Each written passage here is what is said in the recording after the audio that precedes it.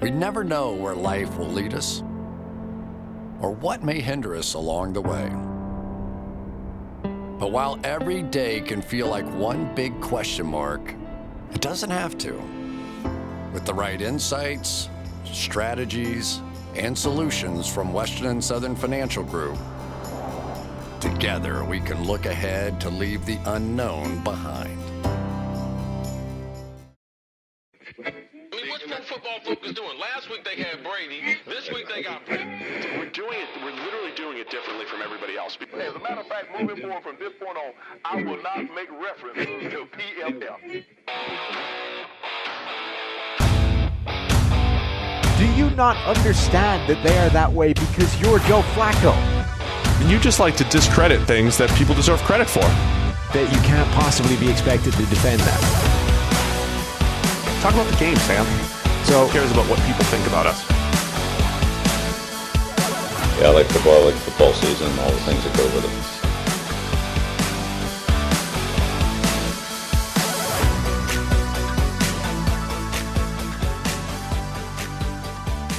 Welcome into the PFF NFL podcast. Steve Palazzolo back here with Sam Monson, straight from Disneyland. Yeah. Disney World. It's really in Florida. World, yeah. World. Well, welcome back, Sam. We're going to be breaking down, before we get into your vacation and all the details there that everybody's wondering, here's what I like about the offseason. It's both good and bad to get offseason quotes. Everybody's in the best shape of their life, but sometimes there are some intriguing quotes that tell you a little bit of information about the team, about new players, about usage patterns, whatever it might be. Oh, I thought you were talking about the Ryan Leaf quote. You just read Ryan Leaf's going to... It's just a headline. Ryan Leaf details where Tom Brady can improve.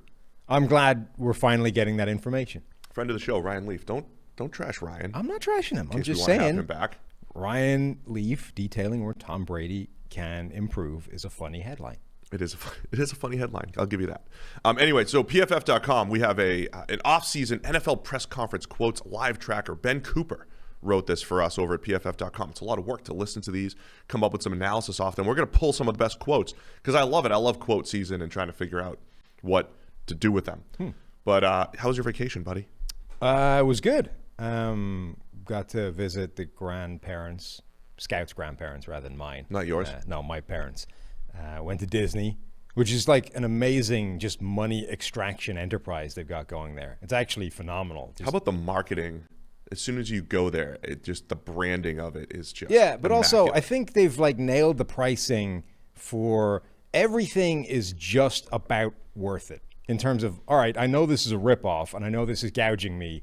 On the other hand, I'm here with an 8-year-old who wants the stupid T-shirt and a hat, and it's just about, just about doable. This is already after you've sunk the money into the tickets and the transport and the priority parking, because otherwise you'll be parking halfway to Nebraska.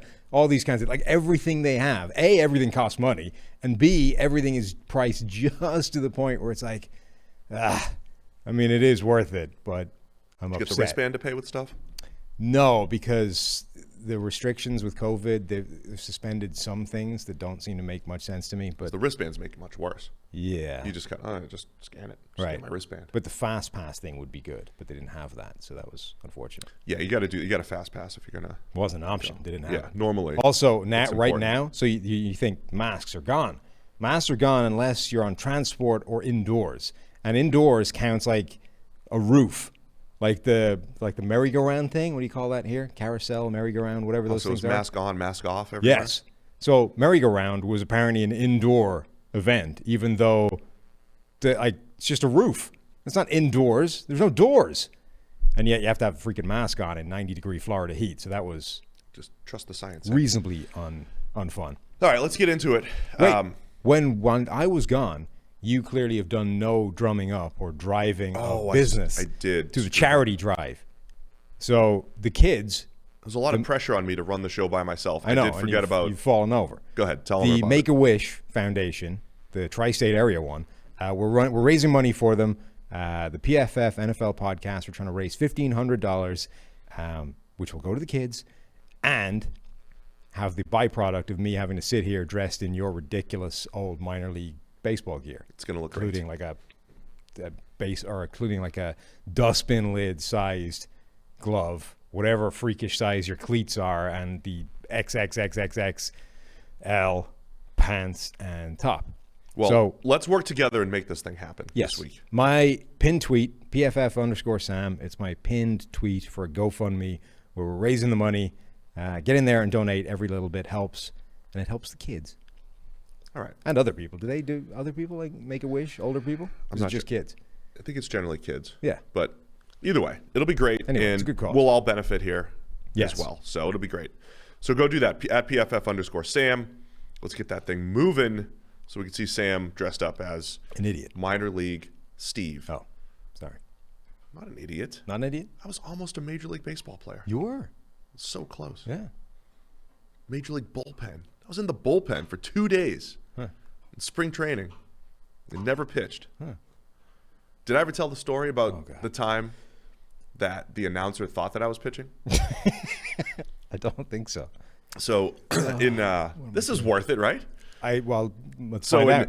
what happens in minor league spring training, you have people that are actually invited to Major League camp, and they get, uniforms with their name on the back and the whole thing. Mm-hmm. I'm in minor league camp. And what happens is in spring training with pitchers, you're just trying to get your work in. So they plan out the day, and it's like this guy's going to go 4, and this guy's got 1 inning, whatever. But they bring guys up from the minors in case a guy hits their pitch limit, and you have backups. So I got to do that, and usually take the best guys from the minors who have earned it, whatever. So I earned it twice. Mm-hmm. So 2 days, I was a backup for a major league game. I wasn't on the list, but it was like if somebody hit their pitch limit or got rocked or whatever, I'd go in. So the other guy who came up with me this particular game was a Japanese pitcher by the name of Keiichi Yabu. And Yabu, he was a major leaguer. I mean, the guy was up and down forever, but he was a minor leaguer with us that year. So they just give you this Giants uniform with no name on it, and you pick a number, and I was like 98. So I was number 98 in the bullpen, no name. He was 99. So somebody hit their pitch limit, whatever, so he goes in like the 7th inning, whatever it is, he goes in to pitch. And he's getting absolutely lit up. And my parents are listening to this game, and the announcer, very famous announcer, John Miller, who did Sunday Night Baseball, and he was like the voice of Sunday Night Baseball, voice of the Giants, and he thinks it's me. So this whole time, he's like, Palazzolo really struggling with control, another walk, there's a hit, and then Yabu gives up a grand slam. And my parents are listening to this game thinking it's like my like spring training major league debut, and I'm getting absolutely lit up. And then like after the grand slam, he's like, "Oh wait, that's Keiichi Yabu. That's not Steve Palazzolo. Sorry about that." So my only time actually being discussed in a major league game was for Would there my not have been teammate like an getting lit up. obvious height giveaway there? No. Yeah, but like I mean, John, look, I have no idea who this guy is, but I'm best guessing he's not 6'10". he's not. Yeah. He's about 6'1", 6 feet maybe. Yeah. But John wouldn't know me at all, right? Okay. John, the announcer, he's the Giants announcer. He wouldn't have any idea. You ever who I think am. that like stuck with people? There's some guy just, I don't know, some other team somewhere. It's like, oh yeah, Palazzolo. That's the guy that got lit up for a he got grand lit up, slam right.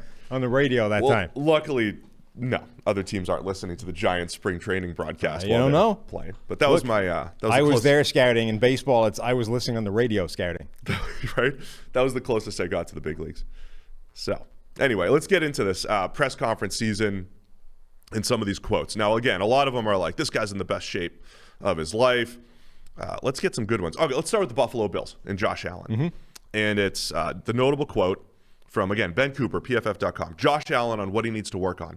I think there's a couple, here's the quote. I think there's a couple of things it boils down to. Decision-making as far as where the ball should go in any given situation based on what the defense is doing. Understanding and better in situational football. Ball security in the pocket, and when I take off running, routes as well. The in-cut throws to my left. So this is Josh Allen saying where to go with the ball, situational football, ball security in the pocket, especially when he takes off running, and then the in-cut and throws to his left. Okay. Honestly, I think that's an impressive list for a guy who's coming off of his career year and done a lot of good things. That's a lot of, I think, self-awareness for where he can get better. And I think that bodes well. Yeah. It's also just listing like most quarterbacks' flaws, generally. Don't ruin this entire episode by saying none of this matters. I'm not. I'm just saying that he's listed a bunch of things that, are fairly ubiquitous amongst quarterbacks. So, you would expect those things. I mean, he's right. Like, his turnover-worthy play rate last year is still pretty high. That is, if you're going to pick a thing for Josh Allen to improve on, that would be a pretty good start. Like going from 3.4% turnover-worthy plays to 2.4 would be a pretty impressive needle mover. So I'm with him. I like that Ben also backed up the throws to the left with some numbers. Passer rating of only 96 when thrown to the left compared to 119 elsewhere. So there's some truth there. I like when that backs up the data. So Josh Allen's going to improve. You think? This is working well. Because you've been like hammering all offseason that he's going to regress. I think there's some natural regression to happen there. Again, it's not into... Did we make a bet on that? We only bet on Daniel Jones. Yeah. No, I think if Josh Allen's overall grade drops from 90 to like the low 80s or something, it's not a surprise. The low 80s? Wow. Yeah. God, you're just hating the guy. Yeah, I mean, for a guy that he was mid-60s, 90. So what's interesting to me, though, with Josh Allen and some of these other players, this was the case with Lamar Jackson last year. I mean, obviously it didn't go this way. It's the case of Baker Mayfield this year. For players that what they did was a potential outlier, and Justin Herbert as well. What they did last year was a potential outlier regression candidate overall. But there are areas you would expect them to get better at from this year or from last year to this year, which could offset the expected regression overall. So with Josh Allen, you're saying, okay, yeah, that's a massive jump forward from like where mid-60s to 90 grade. That's a ridiculous jump that nobody, I think, without a vested interest in Josh Allen saw that coming. Is that a fair description of what that is? Like Josh Allen fans and stans and the Bills were like, oh, yeah, Josh Allen's a superstar. Like he's just ready on for his this, way. right? Yeah. Everybody else who doesn't have a vested interest in Buffalo is like, I don't really see the Josh Allen thing. So, yeah, you would say, all right, that's a huge leap, and he's probably going to swing back a little bit next year. On the other hand, that list of things that he cranked out, there's still a lot of room to get better with those things, and he has gotten better. Like those are areas where he has already improved, and if he improves again, there's still quite a lot of meat on the bone to offset any kind of regression. Like his turnover-worthy play rate has sequentially gone from 5.1% to 4.3 to 3.5. If that goes down to 2.7, that's buying you quite a lot of room to regress in other areas, just like Justin Herbert. Like his numbers under pressure were ridiculous in terms of that's going to come down. But if he takes a step forward in any other area, he could offset a lot of that immediately. Or if you just cut his pressure rate by 4%. That too, right. Or if both those things happen at the same time. I will say I'm looking at Josh Allen's stable, unstable page, all part of PFF IQ, available to you, NFL team customers. And when you look at the listeners. Not the listeners. Yeah. Sorry, just NFL teams only, and agencies, if you're an agency. The stable metrics, Josh Allen last year ranked above the 75th percentile in only one, which was first and second down grade. Very stable. His negatives were still a little bit below average, so still a little bit high. He was above average in all the stable metrics, but not above the 75th percentile. He was above the 75th percentile in all of the unstable metrics. So that's play under pressure, that's outside the pocket grade, which I would say, it's part of Josh Allen's game. He always makes a ton of plays outside the pocket. Was awesome at that at Wyoming. He was above the 75th percentile, third and fourth down, on play action grade, and in positively graded throws. Now, the positively grades, they fluctuate generally because of your supporting cast. That's still intact for Allen. So I'm not saying everything's going to regress, but I think there's some regression to be had there from Josh Allen. But I think from who the kid is and all that stuff, I think it was really good to hear those quotes. Yeah, but he's also something of an enigma in that, again, like the jump he's already had in the stable metrics has been insane. Like year 1 and 2, all of those numbers in the stable stuff were down in the 21st percentile and lower for all the stable stuff. So he's taken a jump already from avoiding negative plays for his first 2 years was the 0th percentile. So he's gone from that to wherever he was last year. He already bucked. Right. He bucked a lot of trends. Which is not not above the 75th percentile, but he's taken it to a completely different world. Like he was the 41st percentile, I think, last year. Oh no, The avoids negatives one's just updated. But that was his worst. Everything else was significantly higher. So he's already taken a massive leap in those areas. So even if it isn't necessarily as high as you would want to see, again, that's not to say he can't take another step. All right, here's a quick one from the Carolina Panthers. It's edge defender Brian Burns. He said, Hassan Reddick is going to make me go even harder because there's going to be a little competition now in the room for who's going to get the sack the fastest. And also, he's going to take a lot of attention off me. The offensive line is going to have to pick their poison. So the Panthers, so there's two things that are notable because Ben also did a really nice job, PFF.com, of putting other points, brief ones, that says safety Jeremy Chinn is set to primarily play safety in 2021. So the 2 points here from a Carolina defensive perspective, I think they've been one of the interesting cases around the league. The investment that they've made in the defense, a forward-looking type of coach in Matt Rule, the way he's built his entire team and the structure. They didn't have a great pass rush last year. Brian Burns was excellent, but they bring in Hassan Reddick to be that speed rusher off the edge after a couple failed seasons, essentially, as a linebacker. He emerged down the stretch for Arizona last year. So Reddick comes in on a one-year deal opposite Brian Burns. And then Jeremy Chinn, the guy, if you guys have premium stats, all part of your PFF Elite package, you go check out Jeremy Chinn's page, and it looks like he lines up at linebacker, on the line of scrimmage, at box safety, at free safety. He does it all. Chinn played everywhere last year, a very challenging role, but they're saying he's going to play safety this year for whatever that's worth. So I don't know if that means a more consistent role, but Chinn showed a ton of versatility last year, even though there were a lot of missed tackles and some big plays given up as well. It's interesting how similar Hassan Reddick and Brian Burns' numbers were last year. Yeah. 57 total pressures for Burns, 56 for Reddick. They were broadly similar in terms of distribution as well, like sacks, hits, and hurries. They both had 35 hurries. The sack and hits were a little bit different, a couple here or there. Their PFF pass rushing grades were very similar, 87 versus 83. Overall, again, pretty similar, 77, 73. So they are two players who last season at least graded very similarly. The big thing is really just, like, was that a breakout year from Reddick, or did he just have a few really good games and ultimately is still more of a weird speed specialist rusher that doesn't necessarily have, a massive role at the NFL level? Like, what did he have? Like 6 sacks against Andrew Thomas from one game? Against the Giants, not all against Andrew Thomas. Most of them. Yeah.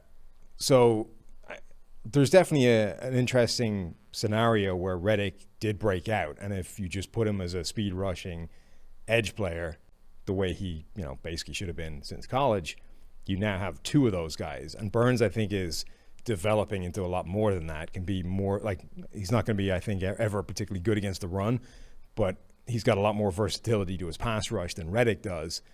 But theoretically, 2 of those guys coming off the edge at the same time actually does make that a very tricky defensive front to deal with. Then if you can factor in any kind of development from last year's rookies, Brown in the middle or Gross Matos from the edge/middle, like, that could be pretty nasty quite quickly. Derek Brown did play much better down the stretch, and if he wasn't completely as advertised, like a lot of his bad run grade though was more, I think, mental, like missed gaps and assignments and stuff like that. But the dude can push the pocket. The dude he's just strong, physical. If he is that guy that's just a rock in the middle of the defense, it does help. It offsets Burns and Reddick being more like pass rush first players. So I just think the Panthers defense is fun to see how they're being built with Reddick there as well. Here's a Bears quote. Head coach Matt Nagy: Justin Fields has the mentality of rip your heart out. You got to see a taste of that with him today. He made a nice throw to Damiere Byrd down the sideline, and then that ball just took off. So there's not much to analyze here other than the Bears are excited about this one throw from Justin Fields, which isn't surprising because the dude can throw the football really well. Yeah, and not just one throw. I mean, there's a quote out there from Darnell Mooney, who was like the first pass he threw me, he was like smiling in midair.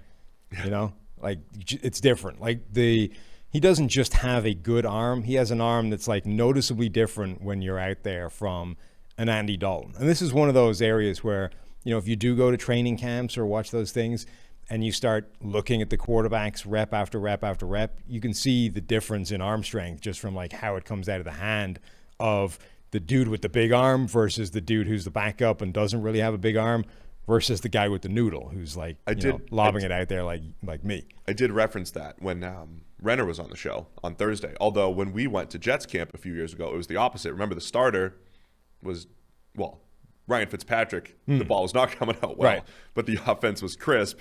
Geno Smith, the ball was coming out great, and the offense was just off from a timing standpoint. But even, I mean, whether or not how the guy's playing is a different thing, but you can definitely notice the difference in and it's actually it's probably more pronounced than you would expect it to be, which for when you're a receiver, particularly one that's sort of floating between first team, second team, third team, or whatever, that must actually mess with you a fair bit. Like the difference in velocity of that ball arriving on you when you're running your route between the starter and the backup and the third string can be pretty insane.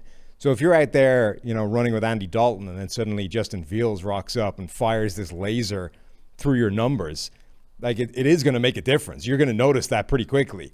And for a lot of these guys, I think it's a good thing. I mean, ultimately, there's probably a limit. When Brett Favre's out there trying to break your fingers with every slant pass, it's something that might annoy you after a while. But when you're used to just a sort of, average nothing arm, and then Justin Fields rocks up and you're getting these bullets right into your hands, I would imagine that feels pretty good quite at the beginning. And then it's like, all right, now let's see if he can actually play the game and put it in the right place and diagnose coverages and all those kinds of things. But from just this is getting on me pretty quickly. I like that. I imagine we're going to hear a lot of that as training camp starts too. Justin Fields, how he's throwing the ball, how the ball's coming out of his hand. So it's only starting for the Bears. Here's a good one from the Bengals. Head coach Zac Taylor saying, I'm really excited about Tee Higgins. I think that you saw in the last couple games last year that switch kind of flipped for him a little bit. He's one of the most detailed receivers. He's got a really high football IQ, PFF IQ. It also makes sense to him. We've got a good receiving core, but I think T has been really impressive this offseason. I mean, I think with Tee Higgins, I'm not saying he's becoming the forgotten guy, but he gets pushed down the depth chart by one spot, potentially by Jamar Chase. But this is the point of drafting Jamar Chase. You have Tee Higgins in year 2, Chase as a rookie, Tyler Boyd. I'm not saying he's the number 3, but as another option, Boyd could be the number 2 option from a target standpoint this year. Who knows? But him being the slot, I can't wait to watch this trio for the Bengals. And Auden Tate is still there as just a big monster receiver who has played pretty well when out there. It might happen quicker, but you might see a Corey Davis-like performance from Tee Higgins this season, right? Where suddenly he doesn't have to be that number 1 guy. He can be the number 2 to Jamar Chase, and he's almost the coverage is going to go away from him. The coverage is going to roll towards Jamar Chase, and Tee Higgins is a really good receiver. And if suddenly you start rolling things away from him, he can make plays and punish you for that. I mean, he came up just short, was it, of Chris's rookie record, or did he break it? Did he tie it? Damn it. Should check that out. Anyway. The season's a blur now. That's a long time. Chris came into the league in, 81? So that's a record that stood since before you or I were born, which doesn't happen very often in today's NFL. Sorry, Chris. So Tee Higgins is that good, and he's just been moved down the depth chart. He now gets to go up against number 2 cornerbacks for the majority of the time. If Joe Burrow comes back and is the same guy, if Jamar Chase is as advertised, I don't see a reason why Tee Higgins won't have a very good season. So among the other points in brief, it says QB Joe Burrow feels like his velocity on throws has improved after offseason work. When I was talking to Renner, again, on the Thursday podcast, go check that out. We had a lot of fun talking about PFF theories, looking forward a little bit to the 2022 NFL draft. I mentioned last year it felt like Tua got on the field and just kind of felt small and the arm didn't feel great. I said, Mike, has that happened with you? He said Burrow last year. He thought his arm looked below average. He thought it looked well below what he expected out of LSU. But you could point to a couple times in NFL history. Drew Brees' arm got better. Tom Brady's arm absolutely got better from his rookie season. And this was kind of like our old theory, right? You can't teach accuracy, can't teach pocket presence and feel, but you can add just a little bit of zip to the ball. I do think this is an important thing for Burrow.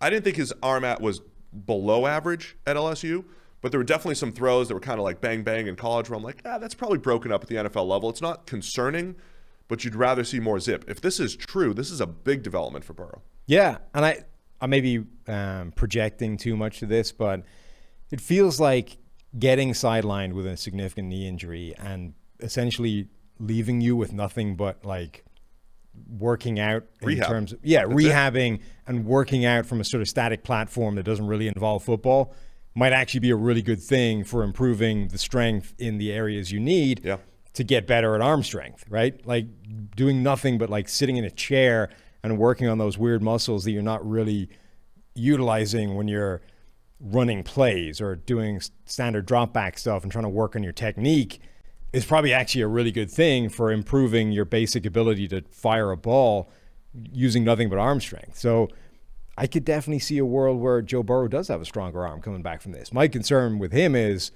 like, what is that? How healthy is that knee? And does it have any lingering effects in terms of, not physically, but that's the kind of thing that leaves a mental scar? For sure. Oh, absolutely. Like Dante Culpepper came back. The knee was theoretically 100%. Like, doctors weren't saying, oh, you're never playing again. Like, you're done. He had his knee reconstructed. He was good, but was never the same guy. Like, whatever it was, Dante Culpepper never trusted that knee to the same extent that he did before it got torn to shreds and just was never the same quarterback again. I don't think that's going to happen to Burrow, but like that's the concern. It's the mental side of it rather than the physical. Couple Browns ones here. Head coach Kevin Stefanski. Versatility is a big deal. Demetric Felton. Played running back and wide receiver previously in college. He's done both with us already. He's been in both meetings. There's been times when he's a running back for that day, a wide receiver the next day. It does speak to his versatility, his ability to mentally handle that. So watch out. Fantasy football, Felton could be a running back or a wide receiver. When they did draft him, now remember Felton's the guy who had like the first percentile workout as a running back or as a receiver, even though he looked fast on the football field. Well, it was like first percentile as a running back and fifth percentile. It was bad. Catastrophic regardless of which position you're putting him at. It was so bad, but man, I love him as a football player. I thought he was going to test better, but this is what the Browns were adding this year, and it's not exactly the Bucs where we said the starting roster is so good you add anything. But the Browns have such a good two deep that they're adding speedster Anthony Schwartz and running back wide receiver hybrids in Felton. I just love what they could add as complementary pieces here. Do you think that workout was so bad and so far different from what I think people expected him to do that you almost toss it out as like, well, that just isn't right? I would look into it. Remember Dalvin Cook's time? Where it's like Dalvin Cook, what did he run, like a 4.44 or something? Yeah, I didn't care. Dalvin Cook is not a 4.44 guy. That dude is one of the fastest guys on the field. Is incredible in any situation. So I don't care what the 40 is. He is a 4.3 human. Yeah, I think with Felton. So I was actually talking to an agent recently about another prospect who had a disastrous workout, horrible workout. And he basically said, well, the guy, he put on 20 pounds, right? So usually the agents control, they're like, hey, we want, like, if you weigh in here, like they strategize the best way to do this. Well, sometimes it just doesn't work. I mean, you can't hit every box. Not every player can hit every box, right? If you're Calvin Johnson and you're like 6'5", 245 and run a 4.3, you're laughing. It doesn't matter what you do. You can do whatever you like, and your number's going to be great across the board. If you're Cameron Dantzler and you weigh like 170 pounds, you have a choice to make. Because at that point, it's like, well, and you're not a 4.2 guy.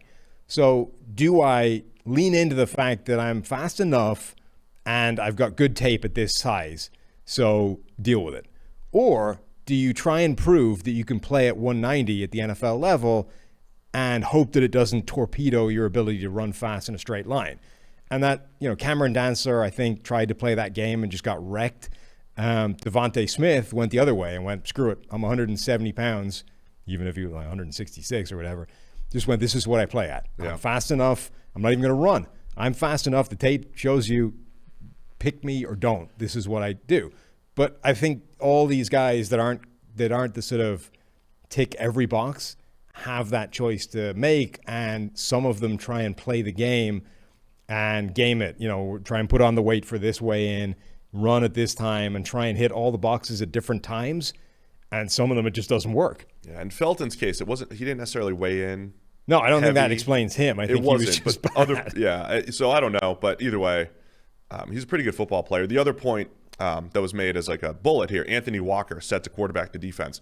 This speaks to, I think, the PFF grading process, and the one thing we acknowledge is we're not charting or putting a number to, that guy in the huddle and calling plays and all that stuff. Anthony Walker's been up and down from a grading standpoint. I would say of all the moves that the Browns have made, from an on-field perspective, Anthony Walker is one of the worst just from a grading standpoint.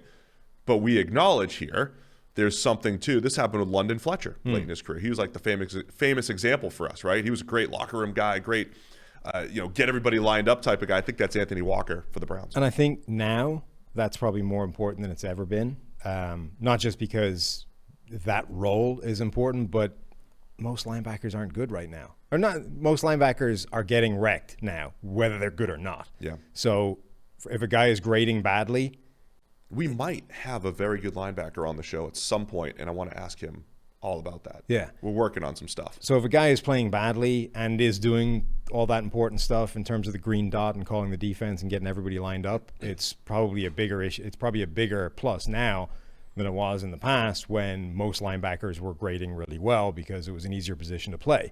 Now everybody, like most people, are grading badly because it's not easy. They're getting destroyed anyway, so at least have a guy who's contributing in the other areas. Hey guys, PFF has partnered with SimBull, that's SimBull, the stock market for sports that allows you to trade sports teams like stocks and earn cash payouts when your teams win. SimBull has blended sports and the stock market to offer you a great new way to invest and profit off your favorite teams. You can invest in MLB right now, earn daily cash payouts, and if there's another big move in the NFL, in free agency, still happening here in June, or big trades, you can also, invest at the right time and see your team's stock rise or fall. Use the promo code PFF. Deposit $10 at SimBull.app/PFF to earn a free PFF annual subscription. That's promo code PFF with a $10 deposit at SimBull.app/PFF to earn a free annual subscription. All right, speaking of linebackers, let me find this other one here. Dallas Cowboys, plethora of linebackers, and a new defensive coordinator, friend of the show, Dan Quinn, says every once in a while you can just see a person that's on a mission. And I think that's what I've seen from Leighton Vander Esch from the time I arrived. You could just feel the energy and intensity that he was putting into his workouts. In the meetings, you could feel the urgency. Now, this one's interesting because of how much Dallas has just invested at linebacker. And we're 2 years removed from Jalen Smith and Leighton Vander Esch being probably the best linebacker duo in the NFL.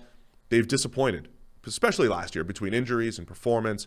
Micah Parsons is in. Jabril Cox is in.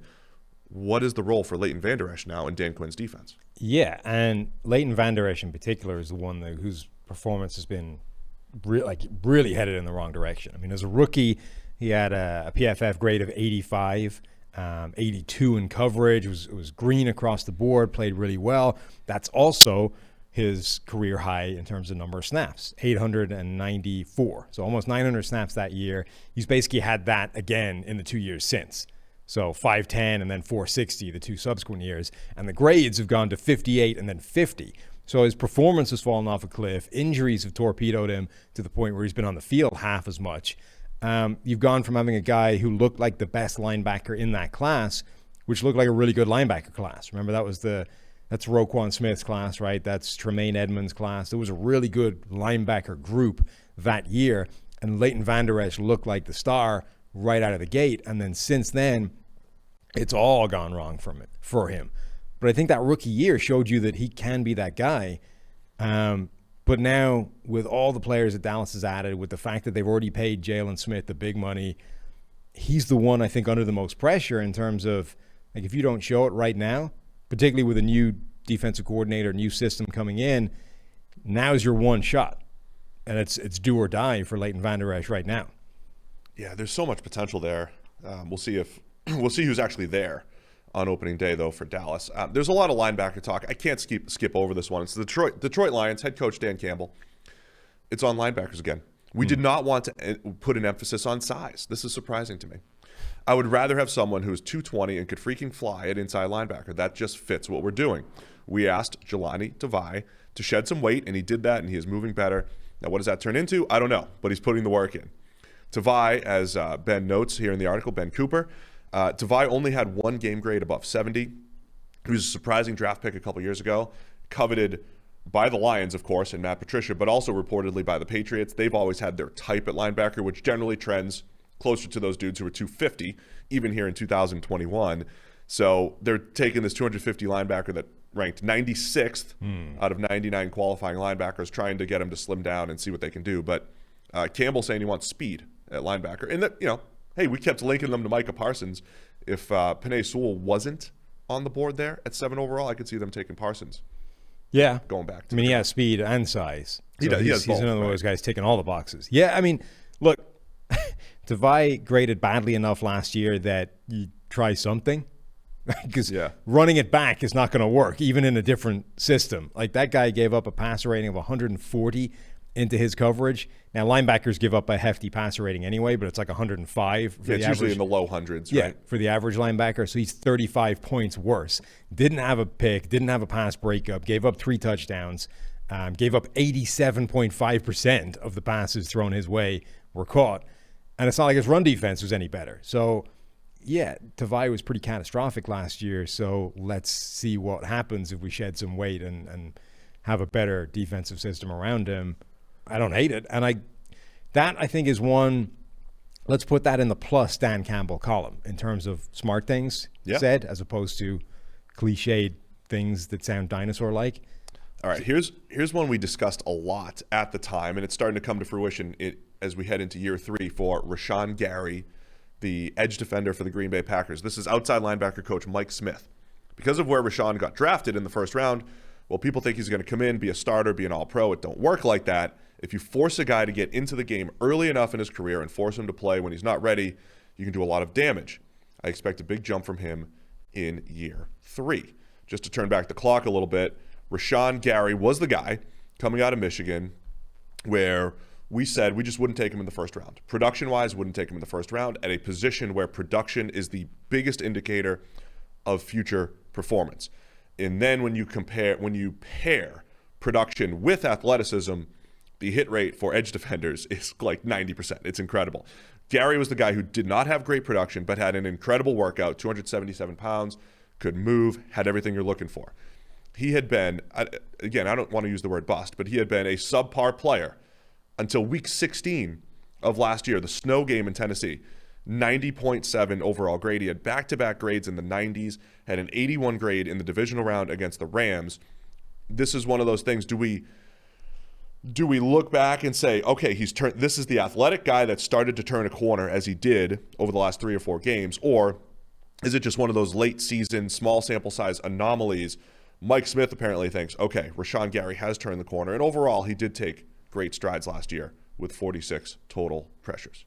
Yeah, he had a lot of good games last year. Well, he had some bad ones in there as well, but there were a lot of games. It wasn't just that Tennessee game. There were a lot of games in there where you thought, okay, this is impressive. And what was interesting, I think, is that a lot of them came against good opposition.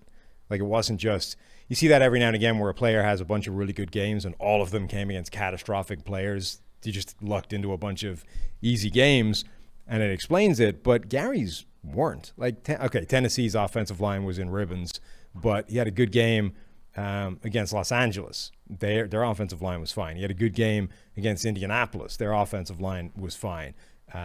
So I think he's definitely been moving in the right direction. Let's see what he has this year. To me, maybe the more interesting part of that quote, though, was the idea that playing a guy too early can actually do lasting damage at a position that isn't quarterback. Like, we have that debate all the time about quarterbacks. It's, well, what happens if you put them in, they're not ready? Do you actually harm their development? Should you sit them for the year? And that's the only time anybody thinks about that. But what about other positions? What about edge rusher or linebacker or any other spot? Can you harm a guy's development by putting him on the field too early? I think most of the time nobody actually considers that or thinks that, no, it's just you baptize them by fire. If they sink or swim, even if they play badly right away, it's not going to cripple their development. But he thinks it might do. I don't think there's a lot of evidence that says that.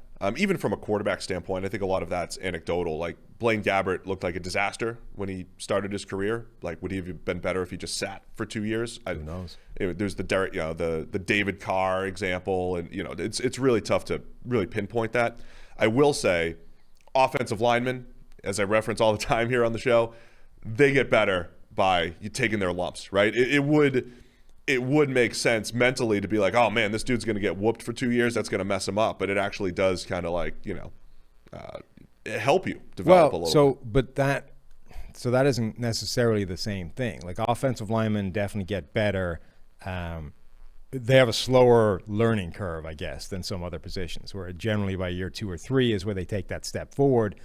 But what happens if that offensive lineman just wasn't even ready to get his lumps, right? What happens if that offensive lineman is just getting beat up because he's not even at the level where you can put him in there to start that development process? Like, how many offensive linemen have been broken because they didn't have a period of development to begin with before they've started the sort of in-game learning curve? That would be an intriguing thing. I don't know. There's no way of studying that, right? Because any highly drafted offensive lineman is getting put in immediately. The ones that aren't ready are just the guys that flame out. All right, let's go to the Kansas City Chiefs, because I think this is going to be the big story for them. This is Patrick Mahomes. Noah Gray, the rookie tight end, has been really good. I think he has a lot. I think he has kind of that veteran-type skill set where he knows how to get himself open, even if it's not exactly what the play is designed to do. Oh, man, that's great for Patrick. He knows how to get his eyes back, be on the quarterback's timing.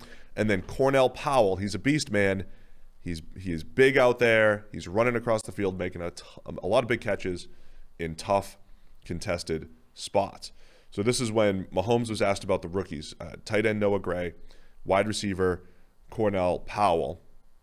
All offseason we've talked about the offensive line overhaul in Kansas City, and I've voiced my concerns that I think Kansas City goes as far as their 3rd, 4th, 5th playmakers go, right? And it seems like Mahomes is, at least early on, impressed with the 2 guys that they did add in the draft, tight end Noah Gray, who are draft guide, per Mike Renner said, not really a field stretcher, underneath type of receiver, good feel for getting open against zones. Cornell Powell, he's more of a big threat. Again, not dynamic necessarily, but pretty good route runner. With Mahomes and knowing how much attention Travis Kelce and Tyreek Hill are going to get, like, this is all is this all they really need there? Do they need what Sammy Watkins could have been as their 3rd option, or do they just need some guys that are dependable, going to catch the passes that are thrown their way, even while it's still a Tyreek Hill, Travis Kelce-led offense? This is one of those great no-lose situations for Mahomes, though, right? It's like Travis Kelce, Tyreek Hill, cemented, locked in, unquestioned, number 1 weapon for him. So with those guys parked to the side a bit, it's like, yeah, let's throw the rookie a little bit of love. Let's show that I appreciate what they can do. Let's try and build their confidence right out of the gate and seeing if they can actually, contribute in a way that helps me out year 1. So I think that's just savvy leadership from Mahomes. Veteran move there from the young superstar. Already, yeah. He heads throwing compliments at the right guy right out of the gate. See what happens. Well, I honestly, quotes or not, I think their development is going to be pretty crucial for this offense, right? I mean, having those complementary pieces beyond the top 2, it's what I'll be looking for with this Kansas City offense now that offensive line is locked in. I got a great one coming up. There's going to be a great one for fantasy football. And speaking of fantasy football, if you like fantasy and if you like playing fantasy for money, you need to check out Underdog Fantasy, because Underdog's got everything, including season-long and playoff best ball. Best ball is a season-long game where you draft a team like you normally do, but that's it. There's no in-season roster management. Right up your alley, Sam. Underdog automatically selects your best performers each week, saving you loads of time. So go to Underdog Fantasy, deposit $10 using promo code PFF, and you get a free PFF Edge annual subscription. It's promo code PFF. Draft now at Underdog Fantasy. And I have somebody for you to draft. Oh, yeah? Based off this quote. Okay. Los Angeles Chargers. New offensive coordinator Joe Lombardi says, as much as this offense will resemble New Orleans, Mike Williams plays the X. And the ball always kind of found the X receiver in this offense. So I think there'll be some natural production that comes his way because of the nature of the offense. If I were a betting man, I'd bet on nice numbers coming from him on the stat sheet, that's for sure. So Mike Williams. So this has been an offense that has been, Keenan Allen averaged like 9 yards per catch last year. when I was going back through like the receiver tight end rankings, I didn't realize until you start to see how many there are. I didn't realize how many receivers averaged 10 yards per catch, under 10 yards per catch last year. In the like as the passes get shorter and shorter in the NFL. Keenan Allen's not a 9 yards per catch type of guy, but that's what he was in this offense last year. High volume. Mike Williams is the downfield threat though. That dude's, he's average chunk. He creates chunk plays. But if he's going to play the X and he's going to be running the Mike Thomas route tree, so to speak, 9 million slants, might see Mike Williams be that high volume guy now. Yeah, I mean, the X in New Orleans with Michael Thomas has been different to the X anywhere else. Like typically the X is the Julio Jones role, the guy who plays out on his own, isolated, out wide, running the vertical route tree, whereas New Orleans have had Michael Thomas in the slot half of his life, maximizing the fact that people cover the slot differently and you don't have to worry about certain types of coverages and you have free releases and all that kind of thing. That doesn't feel like a tremendously natural fit for Mike Williams with the Chargers. Like him in that role just doesn't.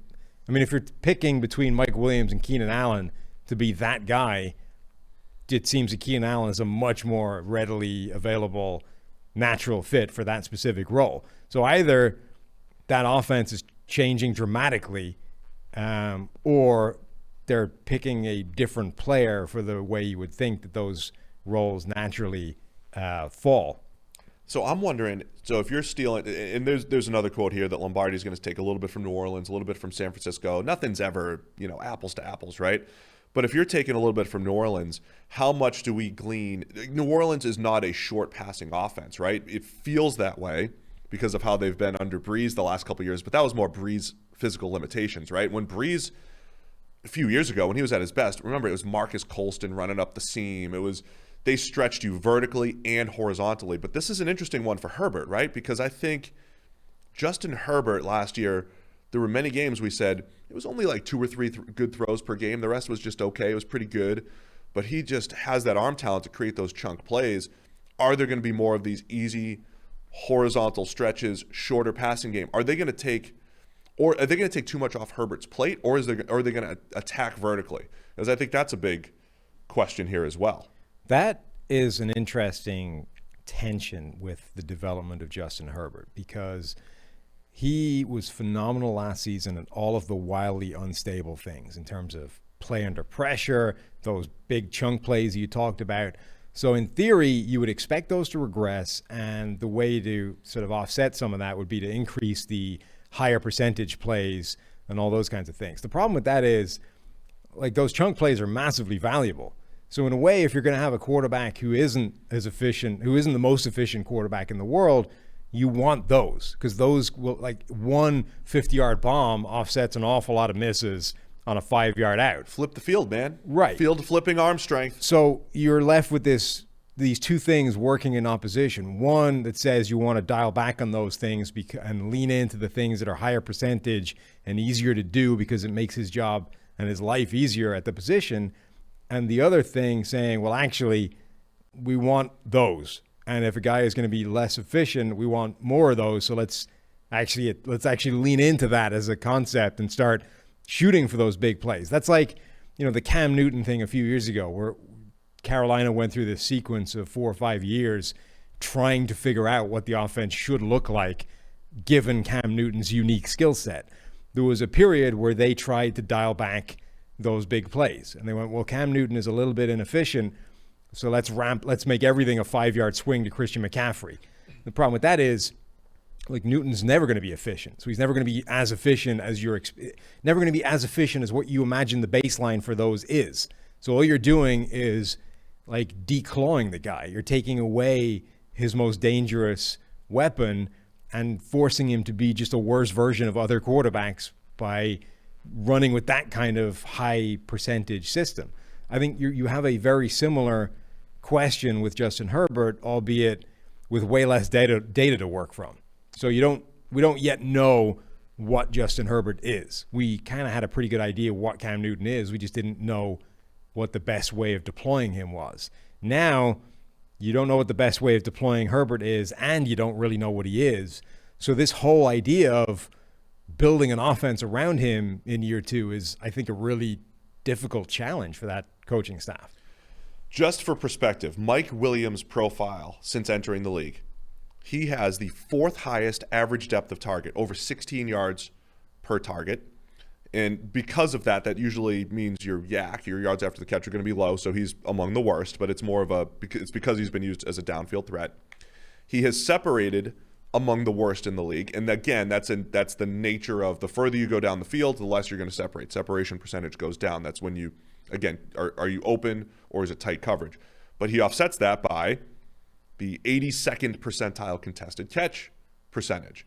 So his profile is a lot what we thought coming out of college, right? Yeah. Vertical threat, not necessarily a great route runner that's going to be open all the time, but contested catches, he's caught over 48% of his targets. That's 16th out of 91 qualifiers. So what's being described here is a completely different just usage pattern for Mike Williams. We'll see if that ends up becoming the case.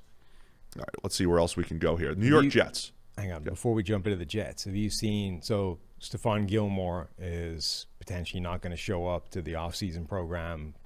That's prompting trade talks and whether he'll be out of New England. Did this just break? It's trending. Where would you stand on Stephon Gilmore? Is he going to be in New England this year? The other thing, by the way, slight gripe. People need to get a better handle of the term perennial, right? Perennial Pro Bowler, Stephon Gilmore.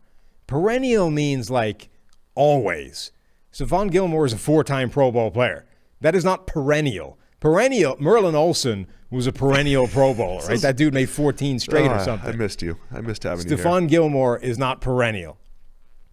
Just isn't. I missed having you here, Sam. So, just get a little bit better with your use of words is all I'm saying. All right, Stephon Gilmore, perennial, really good corner. Didn't have as great of a year last year. We know cornerback play can be a little volatile, but he's been in a very challenging man-heavy system. I could see him being out in New England. This has been rumored for a couple of years. I could see him being out. The concern from a Patriot standpoint is they really haven't replenished the secondary in a couple of years, right? I mean, they did such a good job building it up, and it was Stephon Gilmore and J.C. Jackson and Jason McCourty, Jonathan Jones. They've got all these guys, and it's slowly starting to fall apart if they do have to end up trading Gilmore. As far as teams that need him, boy, the Packers come to mind, even though Eric Stokes was their first-round draft pick and they brought back Kevin King. But the Packers come to mind. The Arizona Cardinals come to mind, a team that has that number 2 cornerback spot completely wide open. Kansas City Chiefs, another team. They've made do with lesser-name corners over the last couple of years, but they could absolutely be in that mix. And I'm trying to find, there was at least, and then the Saints are the other team. The Saints and the Cardinals are Saints, Cardinals, and the Packers are the 2 teams where I look and I say, first cornerback spot's pretty good, but number 2 is a massive weakness that needs to be addressed, and I could see those teams all very much in the mix for Gilmore. As much as the Saints are like the living proof of the salary cap is a myth kind of thing, I honestly don't think the Saints could make a move for Stephon Gilmore. I think they're struggling to sign their rookie class right now, and from what I understand, they've run out of people that they can actually make an obvious salary cap saving with. So as much as the Saints are always able to make a move, I can't see how they can make that happen. My question is Stephon Gilmore, how many schemes right now is Stephon Gilmore a good fit for, given where he is, which is not where he was a couple of years ago? So yeah. Stephon Gilmore is coming off a season in which he got a PFF grade of 61, which obviously a massive step down from where he was the season before. So we're only 1 year removed from one of his best years. But over the last few years, his PFF grade in zone coverages is 10 points lower than it is in overall, and significantly lower than it is against man coverage. Most of the league plays zone most of the time. How good a fit is Stephon Gilmore for half those teams you just mentioned? Yeah, I mean, it's not great because there's fewer teams now that Patricia isn't running a team, and that's independent of the fact that he's going to be 31 and right. Reaching the period where you get twitchy about corners anyway. He's still good. I mean, he's still really good overall, but you're right. I mean, his value was maximized when he went to New England. Remember, even when he went to New England, he had graded well in Buffalo. Yeah. He had some ups and downs, But he went to New England and it was like, all right, you're playing press man. That's all you're doing. And he became a stud, right? And he started off slow. Honestly, if you remember, too, when he first got to New England, their 2017 team, their defense was not good. And early in the season, a lot of it was Gilmore not playing well. I mean, they lost a couple games with holding penalties here and there. I mean, he wasn't good early on. And then he found his way. And from about the middle of 17, 18, 19, and early into 20, I mean, he was the best in the league as far as what he was asked to do and how he executed it. But you're right. There's not a whole lot of systems that are pure man heavy, but I don't know if teams are going to care that much. They're going to look at him and say, here's a really good corner on the market. People are looking at his contract saying, well, he's making $7 million base here. They just threw a lot. I don't know what the reasoning was. I'll have to get Brad on here to discuss. But they threw a lot of money at him extra last year. They threw like $5 million at him. I think they just gave him money last year instead of this year. So the number looks bad this year, but he had a cap number of $23.9 million last year. This year it's 16 when you include the roster, the signing bonus and all that stuff. So I don't think it's as bad as it looks. But when you look at the course of his tenure in New England, his cap number was under 10 for his first 3 years too. So it was like, all right, they're getting a lot of value out of him. Yeah, for the money. And that's again it's like a hallmark of the Patriots. As much as we think, hey, Patriots do sometimes invest massive money in key positions like that, even then they often don't. Like Randy Moss came when they traded for him on the proviso that he reworked his contract, and it was a freaking steal. Darrelle Revis was paid a decent chunk of money, but even that was probably less than he could have got elsewhere. Stephon Gilmore's deal was usually pretty team-friendly for the majority of the time. They still, cheat the edges where they can. All right, I mentioned the Jets earlier, and then I want to circle back to the Rams really quick. But Robert Saleh, the defense was running a coverage that vacated the middle of the field, and Zach Wilson and Braxton Berrios down the middle, and he just zipped it in there and didn't try to do anything cute with it. It just got to him in a hurry. We felt like it was a pretty veteran move. Robert Saleh talking about Zach Wilson with a veteran move, essentially hitting a wide open Braxton Berrios down the middle. But that's what good veterans do. Yeah, that's what mini camp and all. This is the fun, right? Well, that's what Dan Marino did. Just hit the open guy. It does sound like the arm strength, though, the velocity's impressive early on. Yeah, I mean, I think so far it sounds like Zach Wilson has been as advertised in terms of draft prospects. So that is probably all you can hope for at this point in terms of your young quarterback. Like, at least have him look good. If you're looking at young quarterbacks at this point, all they can do is fail to live up to expectations, right? This is an expected win in terms of the scenario they're put in. Defenses are not, going 100%. It's easy. It's installs. It's day one stuff. If you're not looking good right now, it's probably a red flag. If you are looking good, okay, fine. That's what we want. It's so funny, the quotes, because I'm looking through these too. Like, the quotes about the rookies are basically, they're chucking it fast, right? And then you get to one of the bullet points on the Giants quotes. Daniel Jones has great command of the huddle. So the veterans command the huddle. The young guys are toolsy, and they just, throw the ball fast to their receivers. That's what we're seeing so far. Los Angeles Rams, here's one, right? Head coach Sean McVay. Jacob Harris is a guy that has definitely stood out. Just his overall speed and athleticism, you kind of feel him on the field. But that's been in some of the limited 7-on-7s and just kind of running routes on air. But he's a rookie that comes to mind if you're going to point out anyone in particular. So this is Sean McVay. It sounds like reluctant praise when they wanted him to praise somebody in, air, running routes on air. But the intriguing thing here is that Jacob Harris had an incredible vertical jump, broad jump, a 4.39 40-yard dash, and get this, a 6.54 three-cone, okay? The dude is 6'5". So for perspective, a three-cone of 7.2 would be like, wow, that's impressive. And he was 6.5, which is insane. We've talked about this faster before. Than Christian McCaffrey, I think. It's absolutely ridiculous. Now, all that is he had a 60.7 overall grade at UCF last year. Again, not an offense that's, devoid of talent or quarterback or anything like that. So the actual football playing needs some work. But when you look at this Rams wide receiver depth chart, Robert Woods, Cooper Kupp, we know they're the stars. Van Jefferson's there, Deshaun Jackson's there. They just drafted Tutu Atwell, and Jacob Harris is in the mix with the size of a small tight end. It'll be interesting to see what the Rams can do with all this talent. It will, yeah. I mean, he was the guy, I think we mentioned him at some point during the pre-draft process, as one of these guys that just had an insane workout given his size. But yeah, I'm intrigued by what the Rams put together. They've that's a very interesting team going forward, not just because of the Matthew Stafford stuff, Sean McVay's offense taking a step forward if it does, but the personnel that they have now is, I think, more interesting than it's been in the past few years, where they've got the holdovers, the guys like Robert Woods and Cooper Kupp, but they've added a lot to it. Okay, they've lost guys like Gerald Everett in the process, but I'm intrigued by the players that they have added to this offense. I got a good one for you coming up. Oh, I got a good one that you're going to love. First, though, Pittsburgh Steelers. We need a couple more intriguing ones here. Juju Smith-Schuster, and I got Pittsburgh radio, my weekly radio hit. They asked me about this. What's Juju Smith-Schuster's biggest goal in 2021? Playing more outside. It's as simple as that. So Juju's one of those guys. He averaged like 9 yards per catch last year. Played 85% of his snaps in the slot.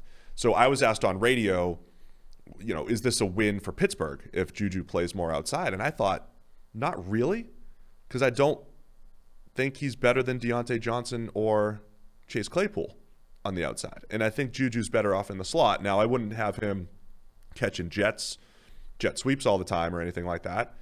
But I think Juju maybe as what he was when he entered the league, which was an intermediate and vertical threat who also happened to line up in the slot, I think that's his better use case than him, with like 6 yards per target or whatever, average depth of target. But Juju wants to play more outside, which would be better for his free agent value, but I don't know if that's better for the Steelers. No, interestingly, his grade over the last 3 years is better lined up outside than it is in the slot, which is good the job reverse. digging that up. Thank you. Which is what the reverse of what you would expect, right? It's 76.2 when lined up out wide, and it is loading 71.7 when lined up in the slot. So it's the opposite of what you would expect. That being said, that because it's all the short stuff? Yes. And that being said, I agree with you that the problem is not just what is better for Juju. It's, is he a better option in those spots than the players that he would be taking snaps away from? And I would say no. Like, his biggest issue right now is, like, his entire career at this point is almost still an asterisk, right? It's this incredible season as the number 2 to Antonio Brown. And then the second Antonio Brown left, Juju's role was going to change, and we were going to learn more about what he could do, whether he was just a product of Antonio Brown.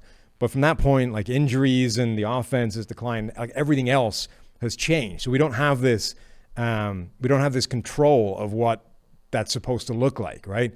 So if we had the exact same circumstances, his one breakout year opposite Antonio Brown, and we just took Antonio Brown out of the equation, what would that look like? Because everything else changed as well. So I think we're still sort of left not quite knowing what Juju can actually do from any of these alignments, whether it's from the slot, whether it's from out wide, because everything else has been an issue. So I think ultimately, he signed a 1-year deal because he was only getting 1-year deals on the table. There's not a huge amount of confidence in what Juju is going to be in any scenario, whether it's a slot receiver, whether it's an out wide guy.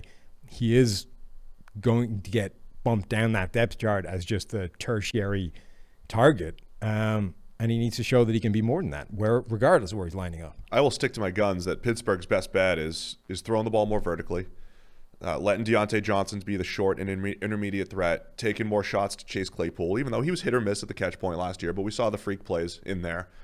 And then I think vertical slot receiver for Juju as well is their best bet. But it is a new system. It's a new offensive coordinator. We'll see what they end up doing.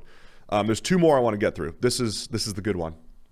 Russell Wilson on Gabe Jackson. He's happy now. Gabe Jackson is a spectacular football player. Mm-hmm. Watching his tape, watching his film, he is tough as nails. He can do everything. I'm excited to play behind him. He's a really special player. He's been great in meetings too. So you were right. Told you. Cue the music. Sam was right. Mm-hmm. Gabe Jackson for a 5th-round pick was all the Seahawks needed to do to get back in Russ's good graces. Mm-hmm. I mean, this is it's what I said it was, right? Russell Wilson got upset, made it public, threw up a very obvious distress flare that, look, I don't know however you guys have been dealing with this in the past, behind the scenes, quietly in meeting rooms, I'm not happy with how it's going. And apparently, however I've been discussing this internally is not working.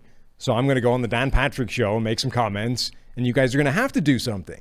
And that's exactly what's happened. Like, that was the difference between this and the Aaron Rodgers situation, like, is massive. Russell Wilson was just, I want to be in Seattle long term for the rest of my career, always. I always want to be winning Super Bowls and games in Seattle, but I'm getting fed up with how this is working. I'm not being listened to, so let me just, light a fire under them publicly. He did that. They answered. They didn't go crazy. They didn't go, right, well, our entire draft is going on offensive linemen.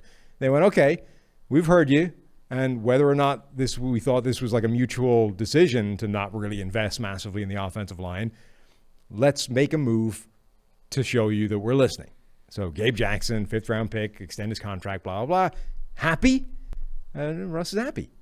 Waxing poetic about Gabe Jackson. He's happy. Yeah. He is. It's all it took. You are completely, it's about time you were right about something, Sam. Uh-huh. Completely right. And there's actually 2 more. Okay, here we go. Tampa Bay Bucs, offensive coordinator Byron Leftwich. It's all over Jaelon Darden's college tape. Very fast. Very similar mannerisms to Antonio Brown. I think it'll be good that he's in the same room with him. Skill sets are similar. Obviously, that's a big order to put on anybody. But I just remember AB being a rookie, being a player on that team. They were very similar football players. Thoughts on Jaelon Darden being Antonio Brown comped here? By the way, I'm in the middle of my dynasty draft here. Mm-hmm. Darden is out there. We combine, so you got like NFL rookies that haven't been picked yet, and also you could draft guys that haven't played a college snap yet, high school recruits. We could pick anybody. I might pick Darden. I hope nobody's listening. For my league, my pick's coming up soon. I might grab Darden after this quote. I mean, I love Darden. He was one of my favorite players of the draft. Not a big receiver, but really fast. He's another guy whose workouts were insane. Only in quotation marks ran a 4.46, but his 3-cone was 6.66. His short shuttle was under 4 seconds, which is pretty nuts. Yeah. Like, his change of direction skills are pretty crazy. His speed vertically from the slot is pretty crazy. I think he can do everything that Antonio Brown can do within that offense. And again, like, this offseason for the Bucs was about building in contingency, right? And what happens if these guys go down? They did that on the defensive line. They did that on the offensive line. They've done that in the receiver room. So Jaelon Darden, in addition to bringing some return game chops with him, is Antonio Brown contingency. Like, look, like, okay, so far Antonio Brown has dodged various, legal issues down the line. On the other hand, Antonio Brown is quite clearly a nutcase who is only ever 5 minutes away from getting himself into more trouble. So building in a like-for-like contingency with Antonio Brown can only be smart. Yeah, I mean, Darden, there could be a role. He's the 6th receiver on the team. Like, let's be serious. Yeah, but Scotty the fact Miller's that the 4. His special teams thing He'll be active. Yes, is the thing, right? So Mike Evans, Chris Godwin, Antonio Brown, best trio in the NFL. Scotty Miller and Tyler Johnson could be the best 4 and 5 in the NFL, right? Scotty Miller's going to get his deep targets. Tyler Johnson's a pretty good outside receiver that's filled in, but Darden could have a role because he's potentially the best short area slot receiver that they don't use a ton, but there could be a world where he's going to see some snaps. I mean, there's also, like, Tyler Johnson's roster spot is not necessarily secure. I mean, he was a 5th round. He was a 5th rounder, yeah. Now, he played well. Like, he flashed some talent and made some big plays, but now, like, you have a 6th guy in Darden who brings return skills as well, who's going to be, like, if you're the bottom of the roster is always this numbers game, and where do we want to keep, the contingency, where do we want to keep the extra guy? Like, if they don't want to keep 6 receivers, Tyler Johnson is the guy on the hot seat. All right, here's the last one. It's the Washington football team. It's wide receiver Curtis Samuel. Moving around the field is great. It's fun just being in different parts of the field, creating so many mismatches for the team. Being able to move around, it confuses a defense to open up things for other guys. It makes it tough on defensive coaches because they got to game plan differently. Remember, Samuel's coming off his breakout year in Carolina. Last year at this time, when I was breaking down the receiving cores, I was like, man, they're using Curtis Samuel as a traditional receiver. This was up until 2019. Mm-hmm. And he had the lowest completion percentage when targeted on 20-plus yard passes. He just didn't look right as like a traditional outside receiver running the vertical route tree. But last year they did move him around, used him really well. He was productive. He gets paid in free agency. The question still is, if you're Washington, make sure you're using him in that role. And early quotes sound like, hey, they're going to at least think about doing that, which would be smart. He needs to spend some time in the backfield this year. That was the big difference between last season in Carolina and the previous years, which happened to be under Ron Rivera. He was that hybrid role in college at Ohio State under Urban Meyer, came to Carolina, and they did just make him a wide receiver. And then only last year did he spend, I think, like 80-plus snaps in the backfield, which was basically matching the total of what he had in his career before that. So it's a little bit like, Ty Montgomery, where coming out of college at Stanford, Ty Montgomery was not a natural receiver. It was just a playmaker that they got the ball in the hands of however they could do it. Bubble screens, all that kind of standard stuff, the wildcat snaps, whatever. And then, so the NFL was like, all right, let's make him into a wide receiver. And then he wasn't great at that. So then they moved him back to be running back. He felt like a running back to me coming out, but they moved him there full time. And it's like, so I think the sort of the failure at wide receiver was good for his running back ability. You know what I mean? Like getting to the point where he was a failed wide receiver gave him plus skills in that area compared with a running back. And I think Curtis Samuel may never be a great wide receiver, but it might make him a great hybrid weapon. Like if you make him just good enough at wide receiver so that when you start putting him in the backfield, he now becomes a massive problem. That's where the gains are to be had. And I still think that this world of wide receivers moving into the backfield is a massive headache for defenses. And the Panthers did it last year with Samuel. Washington, or Ron Rivera, has not done it with Curtis Samuel, but has had Curtis Samuel in the past. So the Washington football team is stacked with these guys that can all do that. Antonio Gibson was a college receiver, hybrid weapon. Curtis Samuel, like J.D. McKissick was the guy doing it all last year. They are loaded with these players that can all move from the backfield to out wide and back again, that can just cause an endless nightmare for defenses. But last year they really didn't do much of it. And the only guy that they had doing it was McKissick, who's the one guy that, okay, of those three, who are you least concerned about, moving somewhere else? So I just want to see evidence that they're doing that as opposed to, lip service, essentially. All right, Sam. That was good. I enjoy some of the quotes. Not like this guy's in the best shape of his career or this guy. One did come through the wire, by the way. The Wire. The Wire. I did see on Twitter. This was live. Oh, man, where did it go? It was about J.J. Arcega-Whiteside. Oh. It was something like, it's time for him. One of those, all right, man, you have not lived up to the hype, but here we go. Mike K. His tweet. Facing a make-or-break summer, Eagles wide receiver J.J. Arcega-Whiteside is in a quote-unquote great place, according to wide receivers coach Aaron Moorhead. Position coach talks about JJAW's outlook heading into camp. You get stuff like that where it's like, this is basically like, all right, it's make or break time, and guys feeling pretty good. You can't really glean much for those. I do think you can glean stuff. The Mike Williams one's the biggest one, I think, for the Chargers. If they're going to completely give away their strategy of how they're using him or the role he's playing, there are some interesting things here. I want to wrap it up with this. We're enjoying your emails, NFLpodcast@pff.com. Connor Gentis, am I pronouncing that right? Sure.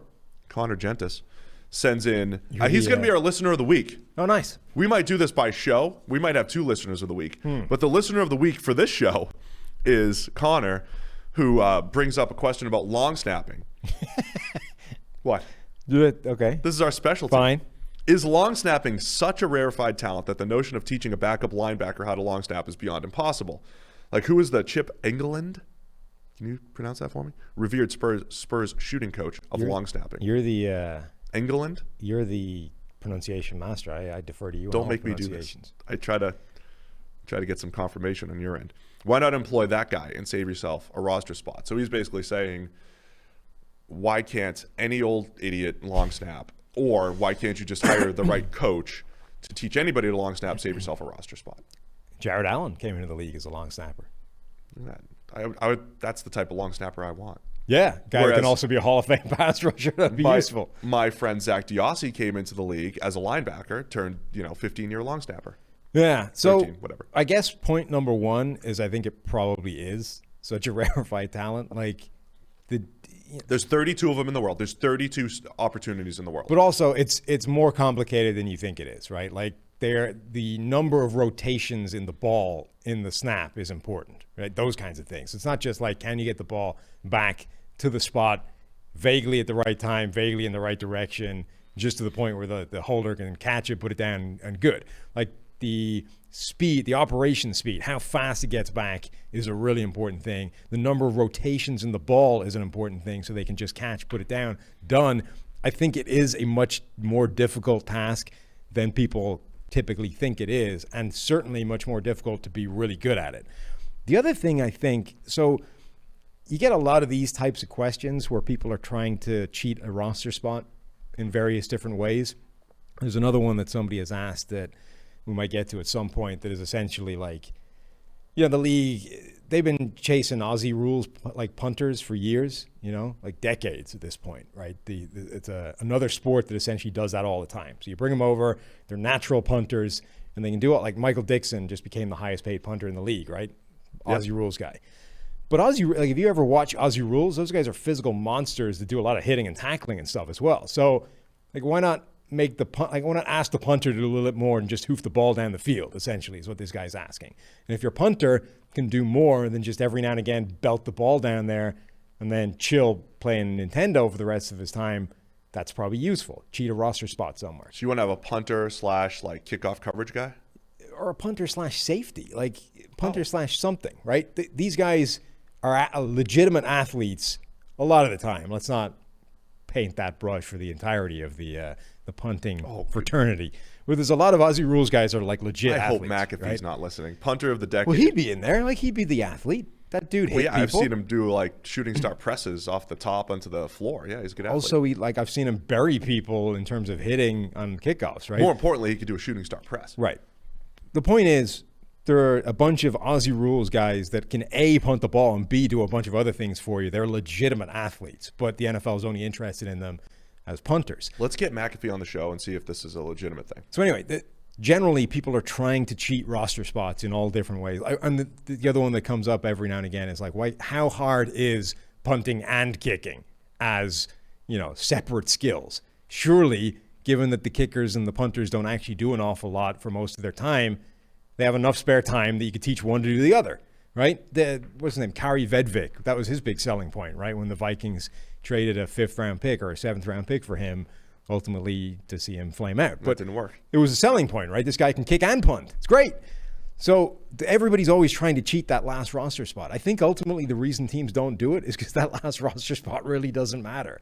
Like, as much as we hand-wringing and, oh no, what are we going to do? Who's going to be the last guy to go on cutdown day? Like, it doesn't matter. Like, whenever an important player gets injured, you're not putting the last guy on the roster in anyway. You're signing somebody off the street, and the last guy on the roster is getting kicked to the curb. The 90th guy or the 53rd man on your roster ultimately is not that important, and having a solid kicker or punter kind of is. I was thinking about this the other day because I do think teams they should. They put a lot of time and effort into the bottom of their roster. Yes. But there's a lot of churn there. So if there's churn, it's in theory, it is because it is less valuable. I mean, it's like if you're obviously the quarterback's the most important decision, right? And build your receivers and your starting corners; those are the most important decisions. But I mean, it's like deciding where to live is more important. Where your house is or where you're going to live is more important than what you're going to have to eat this Friday night, right? I mean, that's the difference in value and return. But if you are going to steal that last roster spot, I think there's an interesting discussion to be had as far as like what you would want. Like, if you were going to have, say, the Bucs example, a 6th wide receiver, just to make sure that you kept, say, Scotty Miller active so you could take 3 deep shots a game with him because one of them could be a 50-yarder. I feel like that payoff is far greater than just like a guy making a special teams tackle or whatever it might be, right? So it is an interesting discussion as to what to do to me, with those extra roster spots. The easiest roster spot in the league to cheat and to save and get spare is the guy that's there for his veteran presence, right? The guy that's 37 years old, whether it's quarterback or another position, the guy that, and it's usually quarterback, the guy that's deep into his 30s cannot play for you. Like, you do not want this guy on the field, but you really love what he brings to the meeting room, to his veteran mentor role for a younger quarterback that you've got who you do have hope in. and all those kinds of things. And you're burning a roster spot on this guy when essentially nothing is stopping you from just hiring him as a position coach or a invented role, right? Position coaches get paid a lot less than quarterbacks that are 15 years in the league. So that's one of the reasons why those guys still exist. But if you're like, there's no cap on how much you can spend on a coaching staff, right? It might screw up your, like, whatever your hiring, your salary cap structure is, or your salary structure is on that side. But literally nothing is stopping you from saying to this guy, I will give you the same amount. I'll give you more, right? Because you have no shot of ever seeing an NFL field again. I'll give you more to do exactly the same thing as you're doing now, just not in shoulder pads. How would you feel about that? Same thing for like any veteran that you do not want on the field at any given point, right? Just make those guys position coaches, save their roster spot, and all you got to do is convince them that their NFL career is essentially over. And you're the one who's all touchy-feely about backup quarterbacks and the feelings of the quarterback, and you don't want a nice locker room guy in your team. I do. I just don't want to burn a roster spot on him. Jason Witten. Jason Witten, perfect example. Jason Witten had no business being on the field last year, and he knew that. That's why he retired. So all you had to do was convince him. He'd already retired. All you had to do was say, Jason, the gig in the booth is not working out for you, okay? There's only so many rabbits you can pull out of your head before we all admit that this is a train wreck. Your broadcast team is getting drop-kicked out of the building.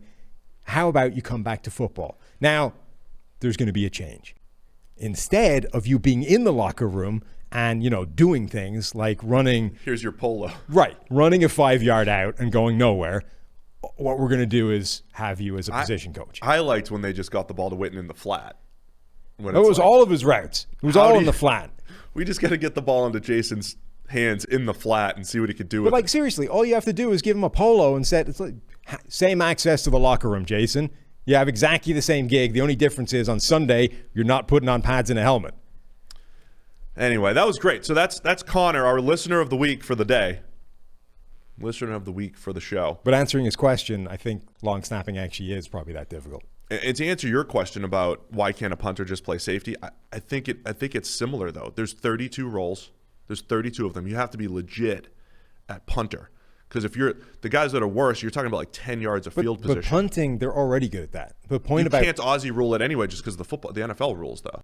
What? You can't do like rollouts and things like that. You can't do a lot of the Aussie rule stuff. I'm talking about he's already a good enough Michael Dixon, right? Now I haven't paid enough attention to Michael Dixon running around to know what kind of athlete he is, right?